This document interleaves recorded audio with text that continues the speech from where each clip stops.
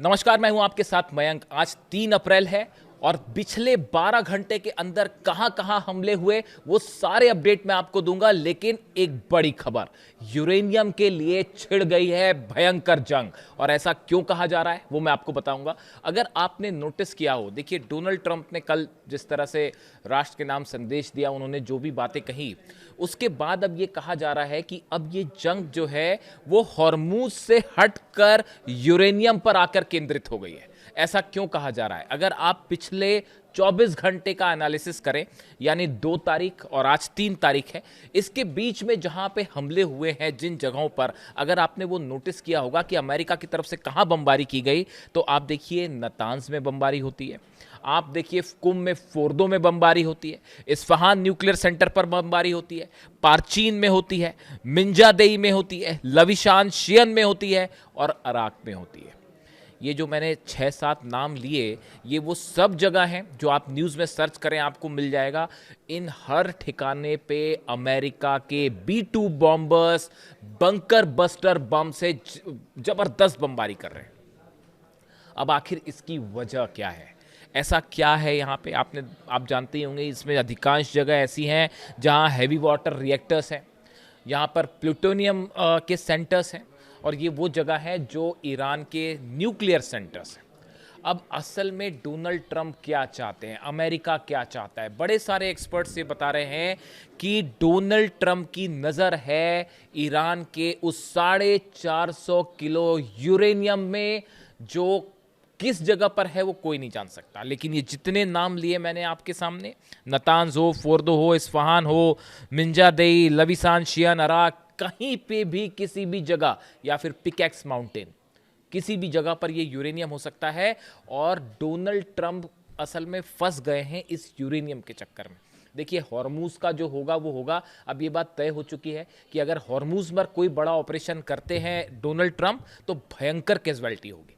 Iran की सेना ने कल अनाउंसमेंट कर दिया है कि हमने आदेश दे दिया अपने 6 लाख सैनिकों को। मैं बार बार 6 लाख इसलिए कह रहा हूं क्योंकि 6 लाख सैनिक डिप्लॉय हैं हॉर्मूज के आसपास। अगर किसी भी तरह का दुश्मन की तरफ से एक कदम भी रखा गया तो एक भी दुश्मन को वापस नहीं जाने देना है। यह ईरान की सेना का सीधा आदेश आ गया अपने हर सैनिकों के लिए। जो सेना के कमांडर्स हैं ईरान के, उन्होंने आदेश दे दिया है एक भी सैनिक वापस नहीं जाना चाहिए दुश्मन देश का। ऐसे हालात में हॉर्मूज में ऑपरेशन करना बहुत मुश्किल होगा। तो फिर सवाल यह है कि डोनाल्ड ट्रंप ने ये 4 हफ्ते जो जंग आगे बढ़ाई, इसकी बड़ी वजह क्या है और पेंटागन में क्या प्लान हो रहा है? बताया ये जा रहा है कि पेंटागन में, अमेरिका के रक्षा मंत्रालय में एक बड़ा प्लान तैयार किया गया जो डोनाल्ड ट्रंप को दिखाया गया। और प्लान ये है कि ये जितने इलाके हैं जहां पर 450 किलो यूरेनियम हो सकता है, कैसे यहाँ पर पैराट्रूपर्स को उतारा जाए, कैसे यहाँ पर मरीन्स को उतारा जाए, और एक बड़ा ऑपरेशन करके ये जो यूरेनियम है इस पर कब्जा किया जाए। ऐसा प्लान पेंटागन में तैयार हुआ, लेकिन उसको अमली जामा पहनाना बेहद मुश्किल है। उसकी वजह यह है कि अगर इस किसी भी जगह पर आपने पैराट्रूपर्स से या किसी भी तरह के मरीन्स अगर यहाँ पे पैराशूट से उतरते हैं तो फिर वापस कैसे जा पाएंगे? देखिए पहली बात तो यही साफ नहीं है कि यूरेनियम है कहाँ। इन सब जगहों में कहीं भी हो सकता है, और हो सकता है कि ये कई जगह में डिवाइड हो। इस बात की कोई गारंटी नहीं कि 450 किलो यूरेनियम एक ही जगह रखा हो, कई जगह पर डिवाइड हो सकता है। तो सवाल यह है कि आखिर यहाँ से यूरेनियम हासिल कैसे किया जाएगा? बहुत सारी जगह ऐसी हैं जो तबाह हैं, बंकर बस्टर बम्स आपने गिराए, मलबा पड़ा हुआ है। आप कैसे ग्राउंड ऑपरेशन करेंगे? कैसे उसको खोजा जाएगा? और अगर वहाँ है तो बाहर कैसे निकाला जाएगा? और अगर भारी बमबारी होती है तो वहाँ पर रेडिएशन भी हो सकता है। ऐसे हालात में आप कैसे, अगर किसी जगह पर आप कंटामिनेटेड मटेरियल रखा हुआ है तो वहाँ पर ग्राउंड फोर्सेस कैसे उसको निकाल पाएगी? देखिए असल में हो ये रहा है, एक्सपर्ट्स ये बता रहे हैं कि यूरेनियम पर आकर डोनाल्ड ट्रंप क्यों फंस गए। अमेरिका ने वो गलती कर दी है ईरान पर हमला करके जिसने हमेशा के लिए अमेरिका के लिए एक बड़ा खतरा पैदा कर दिया। कैसे कर दिया? देखिए अक्सर ये बात कही जाती है, मैं हाल ही में एक बयान सुन रहा था, और शायद मुश्तबा खामेनेई जो नए सुप्रीम लीडर हैं उनकी तरफ से ये बात कही गई, और अली खामेनेई साहब के लिए उन्होंने ये बात कही थी, अमेरिका से कही कि जो शख्स न्यूक्लियर बम नहीं बना रहे थे आपने उनको शहीद कर दिया। आपने अली खामनेई साहब को शहीद कर दिया, उन्होंने तो कभी न्यूक्लियर बम नहीं बनाया था। लेकिन अब इस बात की कोई गारंटी नहीं है कि ईरान न्यूक्लियर बम नहीं बनाएगा। और अब एक्सपर्ट्स ये मान के चल रहे हैं पूरी दुनिया के और खास तौर पर अमेरिका के कि अब ईरान न्यूक्लियर कैपेबिलिटी, एटमी शक्ति जरूर हासिल करेगा। और ये जो 450 किलो यूरेनियम है, सब जानते हैं कि ये सेफ है। अमेरिका भी जानता है ये सेफ है, ईरान भी जानता है, पुतिन भी जानते हैं, चीन भी जानता है, सब जानते हैं कि ये सेफ है। लेकिन सवाल है ये है कहाँ। अब देखिए हुआ ये कि इस हमले में वो यूरेनियम बच गया। सेंट्रीफ्यूजेस बनाना बड़ी बात नहीं है, वो तो कोई भी प्रोवाइड कर देगा, वो किम जोंग उन प्रोवाइड कर देंगे। ईरान अगर एक चाहेगा तो वो 100 सेंट्रीफ्यूजेस प्रोवाइड कर देंगे, वो कोई बड़ी बात नहीं है, वो पहुंच जाएगा वहां तक, उसको अमेरिका क्या कोई नहीं रोक सकता। तो ऐसी स्थिति में डोनाल्ड ट्रंप की कोशिश है कि किसी तरह से ये यूरेनियम पर कब्जा हो जाए, वरना अगर ईरान ने न्यूक्लियर बॉम्ब बना लिया उसके बाद क्या होगा। उसके बाद अमेरिका के एग्जिस्टेंस पे, इजराइल की हम बात ही छोड़ देते हैं, हम इजराइल को अलग करिए, वो फिर कोई मुद्दा ही नहीं रह जाएगा। वो अमेरिका के लिए एक ऐसा खतरा पैदा हो जाएगा जो किम जोंग उन या नॉर्थ कोरिया से बड़ा खतरा होगा। नॉर्थ कोरिया पे तो अभी न्यूक्लियर बम से ही खतरा है, लेकिन यहां तो सुप्रीम लीडर पर हमला कर दिया गया ना, सुप्रीम लीडर को शहीद कर दिया गया। तो अब हमेशा अगर न्यूक्लियर कैपेबिलिटी हासिल कर लेता है ईरान, तो हमेशा के लिए खतरा पैदा हो जाएगा। और आप इतना ही नहीं, आप देखिए कितनी बड़ी मिस्टेक हो गई है अमेरिका से। अगर आप सर्च करें चाइना के न्यूक्लियर प्रोग्राम को, आप सर्च करें, चाइना के कई न्यूक्लियर साइट्स पर बड़ी तेजी से हलचल हो रही है। खासकर जैसे सिचुआन की बात करें, ये वो सेंटर है चाइना का जहां न्यूक्लियर फैसिलिटीज है, यहां तेजी से कंस्ट्रक्शन हो रहा है। और कंस्ट्रक्शन किस तरह का हो रहा है, चाइना में जिस जगह भी हो रहा है वहां पर जो न्यूक्लियर फैसिलिटी है उसके ऊपर ऐसे बंकर्स बनाए जा रहे हैं जिस पे अगर बम्बार्डमेंट होता है तो असर ना हो। अब चीन ये तैयारी क्यों कर रहा होगा, आप सोचिए। ऐसी खबरें नॉर्थ कोरिया से भी आ रही है कि नॉर्थ कोरिया ने अपने एटॉमिक प्रोग्राम को कई गुना तेज कर दिया है। अपने एटॉमिक जो सेंटर्स हैं उनकी सुरक्षा के लिए बंकर बस्टर बॉम्ब जिनको तबाह ना कर पाए, ऐसे जो है वो इंफ्रास्ट्रक्चर बनाए जा रहे हैं। यानी हर शख्स बड़ी माइन्यूटली, हर देश वॉच कर रहा था कि अमेरिका किस तरह से हमले करता है, उसकी स्ट्रेटजी क्या है, कब B2 बॉम्बर्स कैसे आते हैं, किन लोकेशन का चयन करता है अमेरिका, वहाँ पे कौन से हथियारों से हमला हो रहा है, कहाँ टॉमहॉक मिसाइल से हमला होता है, कहाँ B2 से हमला होता है। ये पूरी स्ट्रेटजी नॉर्थ कोरिया ने अपने कमांडर्स के दिमाग में छपवा दी है। ये बात चाइना अच्छी तरह से समझ गया है, ये बात रूस अच्छी तरह से समझ गया है। ये जो जंग लड़ी 1 महीने की, ये सिर्फ ग्राउंड पे, ये सिर्फ एयर वॉर नहीं हारा अमेरिका। अमेरिका ने कैसे विदेश नीति ना की जाए इसका परफेक्ट एग्जाम्पल पेश किया है। कैसे जंग में एंटर ना किया जाए इसका एग्जाम्पल पेश किया है। इससे करी मिलिट्री के स्तर पर अमेरिका की हार नहीं हो सकती। आपने जो बम्बार्डमेंट किए हैं, आपने अपनी पूरी स्ट्रेटजी बता दी नॉर्थ कोरिया को, चाइना को, सबको। और इतना ही नहीं, ईरान ने उसमें आपको हरा भी दिया। यानी अब जो खतरा पैदा हो रहा है न्यूक्लियर, ईरान भी न्यूक्लियर होगा, किम जोंग उन एक तरफ से ज्यादा एग्रेसिव होंगे पहले के मुकाबले, और चाइना तो है ही। और पूरा का पूरा वॉर स्ट्रेटजी आपने बता के रख दी और उसमें भी आप हार गए, आपके बेसेस जल गए।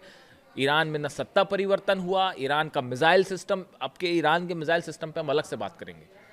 ये जो बातें होती हैं बार बार कि ईरान की मिसाइलें खत्म हो रही हैं और ऐसा और वैसा, उस पर अलग से बात की जाएगी।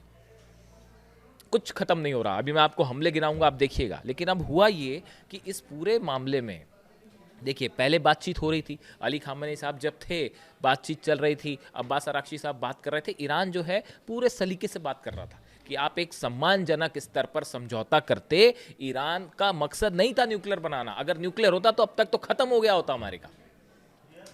नहीं बनाया ईरान ने न्यूक्लियर बॉम्ब, क्योंकि अली खामनेई साहब अपनी बात पर कायम रहे हमेशा। लेकिन अब जिस तरह से हमले हुए, अब आगे क्या होगा। तो देखिए, उस समय तो आप बात कर रहे थे ईरान से, अब ईरान बात करने को तैयार नहीं है। आपने सुप्रीम लीडर को निशाना बनाया, अब आप कैसे डील करोगे ईरान की सेना के साथ, आप कैसे डील करोगे।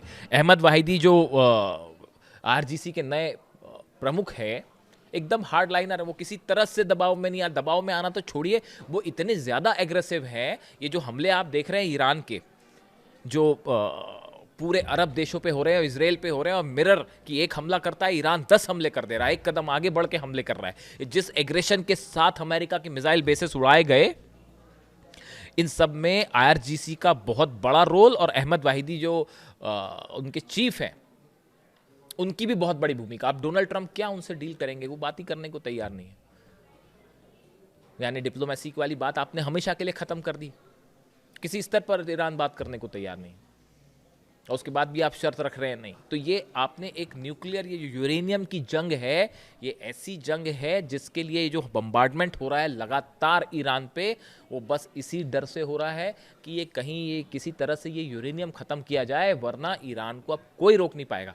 इस बार तो मिसाइल्स वाली जंग हो रही थी, लेकिन अगली बार ऐसे हालात बने तो फिर सीधा एटमी जंग होगी। और ये अमेरिका की विदेश नीति को इससे बड़ा करारा झटका और कुछ नहीं हो सकता, ऐसा तमाम एक्सपर्ट्स की बात जो है उनकी ये राय है।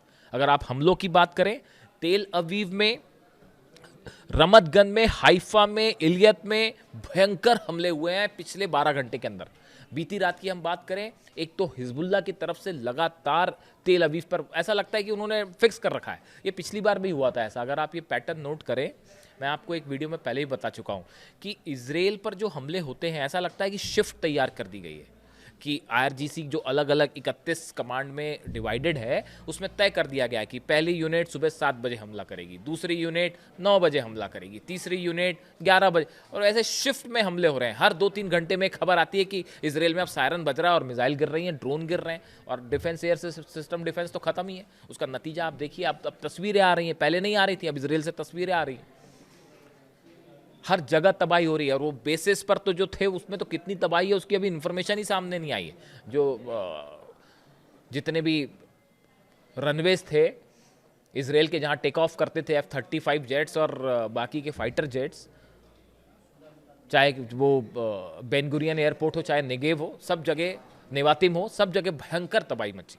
इसके अलावा आप बात करें, देखिए इरबिल में अमेरिका के बेस पर फिर से हमला हुआ है, जॉर्डन में यूएस बेस पर फिर मिसाइल गिरी है, और आप बात करें बहरीन के 5th फ्लीट जो है जहां अमेरिका की, उसका तो ये हाल है, जो एक्सपर्ट बता रहे हैं कल फिर हमला हो गया उसमें। जो बहरीन की 5th फ्लीट है उसमें कल फिर से हमला हुआ, उसके ऊपर फिर से मिसाइल मारी गई। यानी 5th फ्लीट का ये हाल है वहां अमेरिकी सेना का कि वो बाहर नहीं निकल पा रहे हैं।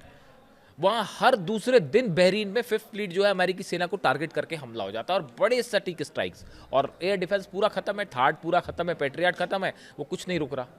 डोनाल्ड ट्रंप कह रहे हैं कि हम अपने अरब देशों को अकेला नहीं छोड़ेंगे, उनकी मदद करेंगे। अरे भाई, अपनी मदद तो हो नहीं पा रही है, तो दूसरे की मदद कैसे करेंगे? बड़ा सवाल ये भी है। अरब देश क्या विश्वास कर पाएंगे अब अमेरिका में कि अमेरिका हमें बचाएगा? कैसे बचाएगा? वो अपने बेस नहीं बचा पाया तो आपको क्या बचाएगा? और बड़े दिनों से मंथन चल रहा है कि ईरान के खिलाफ जो है मन बनाया जा रहा है कि मिलकर हमला करें, हिम्मत कोई नहीं कर पा रहा। ये भी बड़ी खूबसूरत बात है कि 1 महीना हो गया और मिसाइल्स के नंबर बता रहे हैं कई देश की, हमारे ऊपर जो है वो 200 बैलिस्टिक मिसाइल गिर गई, हमारे ऊपर जो है 350 ड्रोन से हमला हो गया। अरे भाई, हमला हो गया तो आप भी कर लीजिए, पलटवार कर दीजिए। किसी की हिम्मत नहीं है, क्योंकि ईरान की सेना, बताया जा रहा है, जो एक्सपर्ट्स हैं, खासतौर पर ईरान के, मेरे कई लोगों से बात हुई जो कि ईरान की जानकार हैं और ईरान की सेना से उनकी विशेषज्ञता रखते हैं जो उस मामले में, वो ये बता रहे हैं कि ईरान की सेना अब ऐसी सिचुएशन में है जो अब वो किसी की सुनने को तैयार नहीं। वो इस्लामिक रेवोल्यूशन के जो प्रिंसिपल्स थे उस पर चल रही है, और सुप्रीम लीडर का असैसिनेशन एक ऐसी घटना थी जिसने इस जंग की पूरी सूरत ही बदल के रख दी है।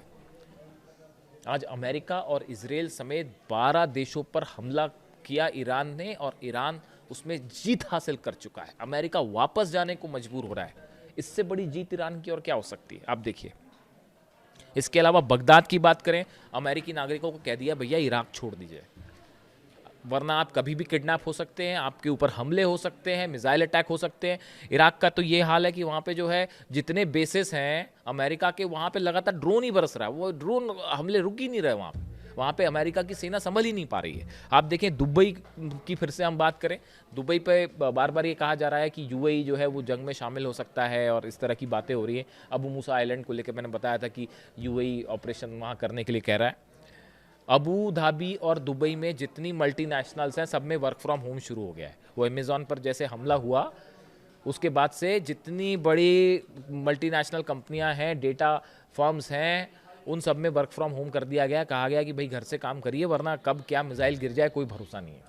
तो आप सोचिए कि पूरी दुनिया भर में कितने बड़े स्तर पर अर्थव्यवस्था को जो है क्षति पहुंच रही होगी। और कई लोग तो ये भी कह रहे हैं कि $200 प्रति बैरल चला जाएगा ऑयल। ये बार बार अनाउंसमेंट, प्रेस कॉन्फ्रेंस करने और बयान देने से तेल के दाम कम नहीं होते। एक या दो बार कम हो सकते हैं, उसके बाद बार बार कम नहीं होंगे। और ये कहा जा रहा है कि $200 प्रति बैरल तक जा सकता है। उसके बाद जो हाहाकार मचेगा, शायद वर्ल्ड वॉर 2 के बाद ऐसी सिचुएशन बनती दिखाई देगी। आप देखें, एक बड़ा कोइंसिडेंस और है कि 2 दिन पहले जो है रशिया के विदेश मंत्री लावरोव ने कहा कि हालात वर्ल्ड वॉर वाले हो रहे हैं। उसके बाद डोनाल्ड ट्रंप ने जब कल प्रेस कॉन्फ्रेंस की तो डोनाल्ड ट्रंप भी यही बोले कि वर्ल्ड वॉर 1 इतने दिन चला था, वर्ल्ड वॉर 2 इतने दिन चला था। यानी वर्ल्ड वॉर का जिक्र डोनाल्ड ट्रंप भी कर रहे हैं और रूस भी कर रहा है। मतलब समझिए, बड़ी सारी चीजें, इस जंग सिर्फ अमेरिका ईरान की नहीं है, रूस भी इन्वॉल्व है और चाइना भी इन्वॉल्व है। बात ये भी है। इसके अलावा आप देखें कि अब आगे अमेरिका क्या करेगा। बार बार मेरे से सवाल हो रहे हैं। देखिए, पावर प्लांट्स निशाने पर हैं ईरान के। इलेक्ट्रिसिटी 2 प्लांट पर कल हमला हुआ है। तेल के ठिकानों पर ईरान के हमले होने शुरू हो गए। खर्ग पर पता नहीं, मैं इस बात को लेकर बहुत कन्विंस नहीं हूँ कि हॉर्मूज में अमेरिका ऑपरेशन करेगा, क्योंकि जो स्ट्रैटेजिकली मैं सिचुएशन समझ पा रहा हूँ, अगर वो खर्ग में आएंगे तो फिर वापस नहीं जा पाएंगे। भाई सिचुएशन तो, हालात तो यही बता रहे हैं। ईरान के ऊपर क्या किसी बड़े हथियार से हमला हो सकता है? मतलब मेरा कहना है किसी तरह का क्या केमिकल वेपन से या वेपोराइज बम जो होता है जो सब कुछ जीरो कर देता है, इस तरह की कोई हमले हो सकते हैं, हो भी सकते हैं। यू नेवर नो, क्योंकि अब आपने जंग में तो ईरान ने हरा दिया, अब इसमें तो किसी को कोई शक रहा नहीं। बड़े बड़े एक्सपर्ट दुनिया भर के हैरान हैं कि ये कैसे हो गया, क्या हो गया। 1 साल से मैं वीडियो बना रहा था, आपको 1 साल से बता रहा था हमला करने का अंजाम क्या होगा। कुछ नहीं बचेगा, ना बेस बचेगा, ना इकोनॉमी बचेगी, ना हॉर्मूज बचेगा। और देखिए वही हुआ। और आपको मैं फिर बता रहा हूं, अगर ये जंग खत्म नहीं हुई जल्दी तो ऐसी हालात बनेंगे पूरे दुनिया में जिसकी आप कल्पना नहीं कर सकते, कोई सोच नहीं सकता। और डोनाल्ड ट्रंप का सत्ता परिवर्तन करने चले थे ईरान में, अब हालात ये हो गए कि सत्ता परिवर्तन अमेरिका में होने जा रही है। 35% गिरकर रह गई है ट्रंप की अप्रूवल रेटिंग। 75% अमेरिकी कह रहे हैं कि अर्थव्यवस्था का बुरा हाल है। एक सर्वे देख रहा था मैं, वहां पे हुआ 67% लोग कह रहे हैं कि देश की हालात खराब है। अमेरिका के लोग कह रहे हैं, ईरान के नहीं, अमेरिका के कह रहे हैं। अरे आप कंफ्यूज हो गए, ईरान की बात नहीं कर रहा हूं मैं तो अमेरिका की बात कर रहा हूं। 50% युद्ध के लोग कह रहे हैं कि युद्ध का नकारात्मक प्रभाव हो गया हमारे ऊपर, ये अमेरिका के लोग कह रहे हैं। यानी सत्ता परिवर्तन हो रहा है, लेकिन वो अमेरिका में होता दिख रहा है। जैसे डोनाल्ड ट्रंप की जो भतीजी है, उन्होंने खुद ने ट्वीट कर दिया कि सत्ता परिवर्तन ईरान में नहीं, अमेरिका में होने जा रहा है।